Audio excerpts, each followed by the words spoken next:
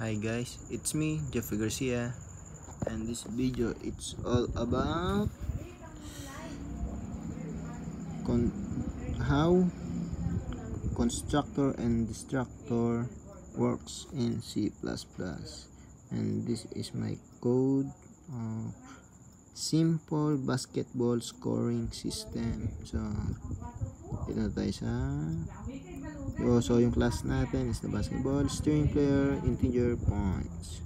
So dito sa bandang dito basketball string, so the player is equals to p and points is 0. After na may execute na ito, lilitaw to guys, player has joined the game. So dito tayo sa void. So yung void dito siya yung nag-a-update ng score and or kung ano yung ilalagay natin dito, and then dito sa void display siya naman lahat yung magto-total. Gets ba? So let's go to the main function. My class, see, dito tayo guys, my class object. So dito tayo, ito yung pangalan ng ating mga player. Si player 1 is Jordan and si player 2 is Lebron. Pag nag-execute dito guys, si constructor mag-print siya ng message na mag-indicate that the both player has joined the game. So dito na tayo maglalagay ng ating mga score. 7 si player 1 or si Jordan, and si player 2 naman or si Lebron ay 6. So let's try natin ni-run guys.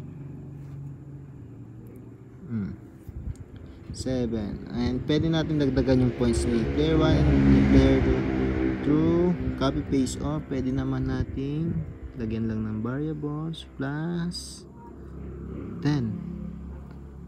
Tambak na ng ilan na ba to, 11 points si player 2 or si ano pangalan nito, si Lebron.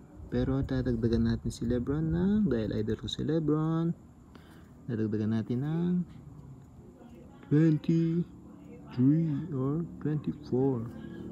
6 plus 24 is 30, plus si player 1 naman kailangan 17 lang yun, or si Jordan.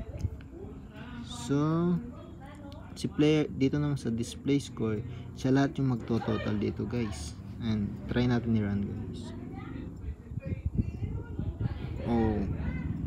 Diba? And pwede natin naman i-copy paste to guys. Saan yung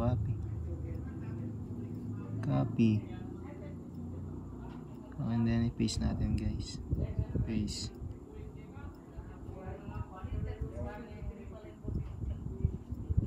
Ilan na nun guys? 30 plus 30 is equal 16 guys. Try natin i-run. Diba guys?